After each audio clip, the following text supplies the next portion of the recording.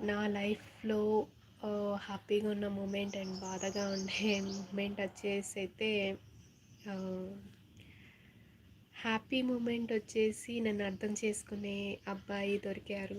అది చాలా happy. First ఆహ్, నా ఫ్రీడమ్ లైఫ్‌కి మళ్ళీ నాకు తిరిగొచ్చింది అనిపిచ్చింది. బాధ అనేదంటే అది ఉంది చెప్పలేను. But pass. అది నేను చెప్పలేను. హ్యాపీ మూమెంట్ అయితే నేను నా లైఫ్‌లో ఆహ్, నా మ్యారేజ్. అంటే నేను ఎలా అయితే అనుకున్నానో నాకు ఫ్రీడమ్ ఇచ్చే హస్బెండ్ రావాలి.